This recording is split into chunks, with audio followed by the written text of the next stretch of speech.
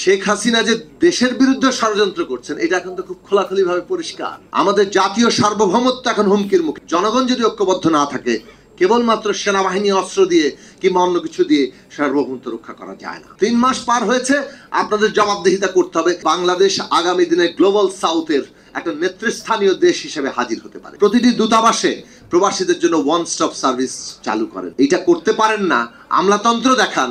গণ অভ্যুত্থানের সকল শহীদ এবং গত 15 বছর ধরে ফ্যাসিবাদ বিরোধী লড়াইয়ে যারা গুম খুন হত্যার শিকার হয়েছেন, যারা আহত হয়েছেন, আমি সকলের প্রতি আমার শ্রদ্ধা এবং ভালোবাসা জানাচ্ছি। প্রবাসীরা অত্যন্ত গুরুত্বপূর্ণ ভূমিকা পালন করেছেন এবং এই কথাটা আমরা প্রায়ই প্রবাসীদের বলতাম যে আমরা তো এখানে নানা ধরনের সংকট চাপের মধ্যে থাকি, সার্ভেলেন্স থেকে শুরু করে হুমকি, কিন্তু প্রবাসীরা তুলনামূলকভাবে কিছুটা নিরাপত্তার মধ্যে আছেন, স্বাধীনতার মধ্যে আছেন, তারা ভূমিকা পালন করতে পারেন, টেকনোলজিক্যালিও তারা অ্যাডভান্স। এবং এইটা তারা যে আসলে যখন একটা জিনিসের মধ্যে ইনভলভ কিংবা লিপ্ত হন তখন যে সেটা তারা পারেন, তার বহু ভীষণ বড় দৃষ্টান্ত এই জুলাই আগস্টে দেখা গেছে। প্রবাসীরা সক্রিয় ছিলেন বলেই সরকার যে এতভাবে চেষ্টা করলো সমস্ত কিছু ব্ল্যাকআউট করতে, সেটা সত্ত্বেও তারা পারেন। এটা মূলত প্রবাসীদের ভূমিকার কারণেই, এবং সেই ভূমিকাটা জন্য আমরা তাদের কৃতজ্ঞতা জানাই, ধন্যবাদ জানাই। কিন্তু বাংলাদেশে প্রবাসীদের যে অধিকারের প্রশ্ন, সেটা যে কতভাবে লঙ্ঘিত হচ্ছে সেটা আমরা সকলেই জানি।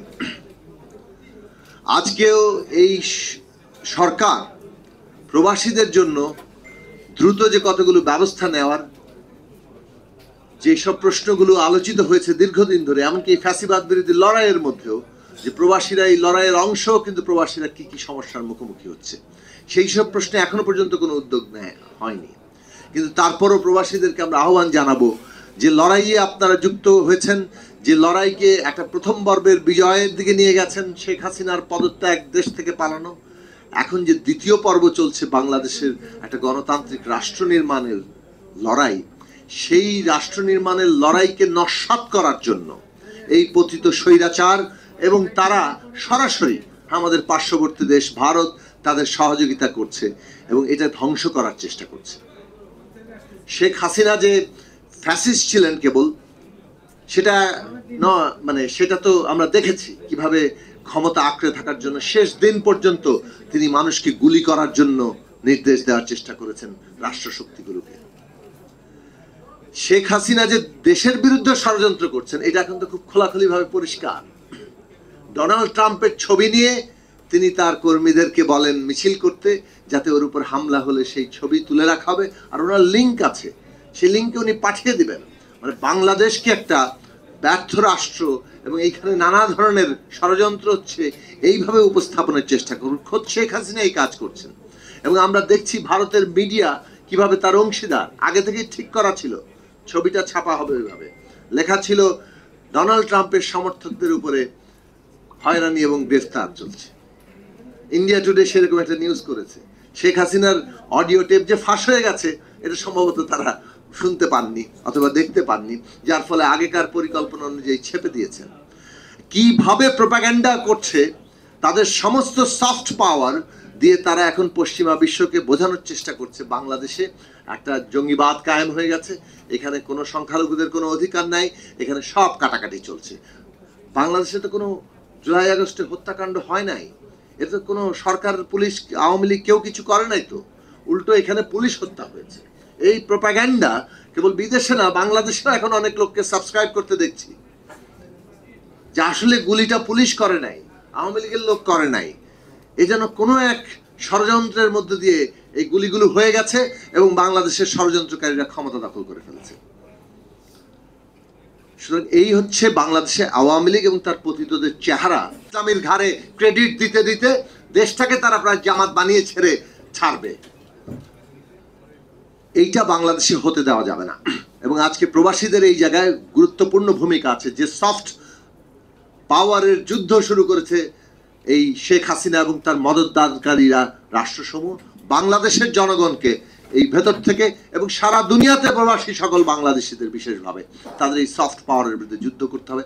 আমাদেরকে এই সমস্ত ফেক নিউজের বিরুদ্ধে লড়াই করতে হবে। হ্যাঁ, বাংলাদেশে হামলা হয়েছে, আমাদের দেশে ধর্মীয় ভাবে পরিচিত হিন্দু, বৌদ্ধ, খ্রিস্টান কিংবা আমাদের দেশে পাহাড়ে আমরা দেখেছি চাকমা, মারমা, ত্রিপুরার উপরে কিংবা এখানকার নারীরাও নানাভাবে আক্রমণের শিকার হয়েছে। সেই আক্রমণের শিকারের প্রত্যেকটি ঘটনার তদন্ত হওয়া দরকার এবং তার বিচার আমরা দাবি করি। কিন্তু এই আক্রমণের ঘটনা যেভাবে উপস্থাপন করে বাংলাদেশকে একটা পোর্ট্রে করা হচ্ছে, সেটার ভিতরে রাজনীতি আছে এবং যে কারণে মনে হয় যে আক্রমণগুলোর পেছনেও কারা আসলে জড়িত, সেই কারণে সেটা ভালো করে তদন্ত করে বের করা দরকার। আমাদের এই জায়গাতে এই লড়াইটা চালাতে হবে, কারণ আমরা আমাদের অভ্যুত্থানকে রক্ষা করতে চাই, অভ্যুত্থানকে একটা গণতান্ত্রিক রাষ্ট্র নির্মাণের সাফল্যে নিয়ে যেতে চাই। বাংলাদেশের সার্বভৌমত্ব হুমকির মুখে। মৌলানা ভাসানীকে স্মরণ করতে আগামীকাল তার 48তম মৃত্যুবার্ষিকী। আমাদের জাতীয় সার্বভৌমত্ব এখন হুমকির মুখে এবং জাতীয় সার্বভৌমত্ব রক্ষা করতে গেলে আমাদেরকে এমন একটা গণতান্ত্রিক রাজনৈতিক ব্যবস্থা তৈরি করতে হবে যেখানে বাংলাদেশের নাগরিকরা তার সমস্ত রাজনৈতিক পক্ষ নিজেকে তার অংশীদার ভাবতে পারে। এর জন্য দুটো কাজ আছে। একটা হচ্ছে যারা জুলাই আগস্ট এই ফ্যাসিবাদের কালে হত্যা চালিয়েছে তাদেরকে বিচারের আওতায় আনে, এমন ন্যায় বিচার প্রতিষ্ঠা করা যাতে করে সেটা দেশের ভিতরে আন্তর্জাতিকভাবে গ্রহণযোগ্য হয়।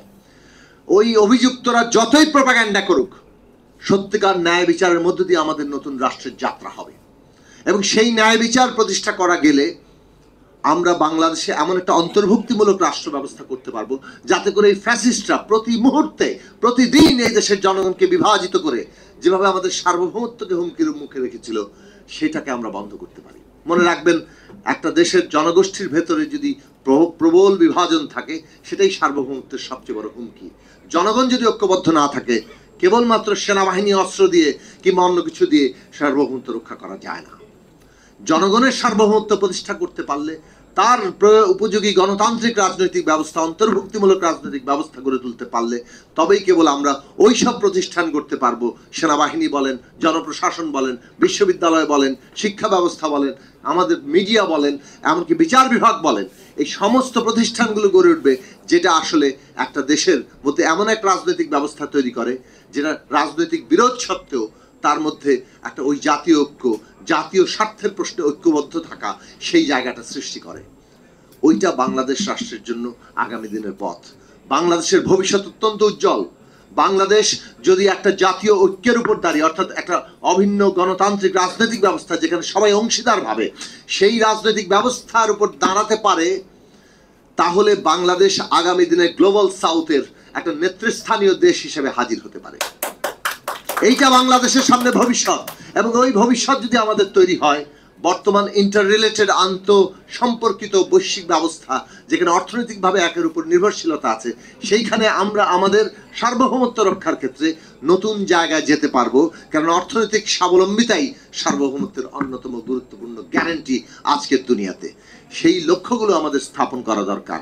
এটা নস্যাৎ করার যারা চেষ্টা করবে তারা দেশদ্রোহী, দেশের বিরুদ্ধে ষড়যন্ত্র করছে, তাদের সংকীর্ণ ব্যক্তিগত স্বার্থ অথবা গোষ্ঠীগত স্বার্থে কিংবা অন্য কোনো দেশের দালালি করে সেইটা বাংলাদেশের সচেতন জনগণকে রুখে দিতে হবে রাজনৈতিকভাবে। আমি শুধু বলবো, এই অন্তর্বর্তী সরকার প্রবাসীদেরকে এই অভ্যুত্থানের অংশীদার করতে হলে তাদের সমস্ত সংকট সমাধান করা দরকার। আমরা দাবি করেছিলাম যে প্রতিটি দূতাবাসে প্রবাসীদের জন্য ওয়ান স্টপ সার্ভিস চালু করেন। তাদের যে সমস্যা তারা এক জায়গায় আসবে, পুরো দূতাবাস সেই সমস্যা সমাধান করে ওই এক জায়গা থেকেই তাদের সমস্যার সমাধানটা তাদের হাতে পৌঁছে দিবে। এটা করতে পারেন না, আমলাতন্ত্র দেখান। এমনকি অন্তর্বর্তী সরকার 3 মাস পরে আজকে যে আমাদের শহীদদের তালিকা, শহীদদের পরিবারের দায়িত্ব ঠিকমতো নিতে পারেন নাই, আহতরা যে ঠিকমতো চিকিৎসার অভাবে চিকিৎসা পাচ্ছে না, তাদেরকে আজকে বিক্ষোভে আন্দোলনে নামতে হচ্ছে। এর চাইতে বিব্রতকর অবস্থা কি হতে পারে এই সরকারের জন্য? যে আন্দোলনের উপর দাঁড়িয়ে, যে রক্তের উপর দাঁড়িয়ে সরকার গঠিত হয়েছে, তারা এখন আমলাতন্ত্র দেখান, লোকবলের অভাব, টাকার অভাব, এগুলো কোনো কিছু আমরা শুনতে চাই না। 3 মাস পার হয়েছে, আপনাদের জবাবদিহিতা করতে হবে যে কেন আহতরা এখন পর্যন্ত তাদের অভিযোগ আমাদের শুনতে হচ্ছে। আপনাদের অগ্রাধিকার কাজে এই জায়গায় থাকা দরকার ছিল। যারা এই কাজে অবহেলা করছে তাদেরকে কোন শাস্তি দেওয়া হয়েছে সেটা আমাদের জানা দরকার। মানুষের জানমালের নিরাপত্তা এখন হুমকির মুখে। এই ব্যাপারে আপনাদের ব্যবস্থা নিতে পারতে হবে। দেশে দ্রব্যমূল্য বাড়ছে, সেটা নিয়ন্ত্রণের জন্য উদ্যোগ নিচ্ছেন, কিন্তু আরো কার্যকর করতে হবে। এই প্রশ্নগুলো কিন্তু এখন জবাবদিহিতার আওতায় আনা দরকার। আমরা রাজনৈতিক গণতান্ত্রিক উত্তরণ চাই, এবং সেই ক্ষেত্রে আমরা বারবার বলেছি যে বাংলাদেশের নতুন বন্দোবস্তে আমাদের সম্পূর্ণ সহযোগিতা আছে, নতুন বন্দোবস্ত তৈরিতে। কিন্তু রাজনৈতিক দলগুলোর মধ্যে, শিক্ষার্থীদের মধ্যে, শ্রেণী পেশার অংশীজনের সাথে আপনাদের নিবিড় আলোচনা দরকার। আলোচনা ছাড়া আপনারা আপনাদের যে সমর্থন ভিত্তি, তার সাথে যদি নিবিড় যোগাযোগের বিচ্ছিন্নতা ঘটান, তাহলে এই সরকার নানা ধরনের বিপদের মধ্যে পড়বে, সংকটের মধ্যে পড়বে। কাজেই বারবার আমরা আপনাদেরকে সহযোগিতা করতে চাইছি, নির্দেশ মানে যাকে বলে কোন পথে এই ঘটনাটা ঘটতে পারে, সেই পথের দিশা আমরা যে রাজনৈতিক দলগুলোর দিক থেকে উত্থাপিত হয়েছে, আপনারা সেটা যদি ঠিক মতো কাজে না লাগান, তাহলে আমরা সকলে মিলেই কিন্তু একটা সংকটের মধ্যে পড়তে পারি। এই ঝুঁকি, এই সংকটে পড়া, এটা আমরা অ্যাফোর্ড করতে পারি না।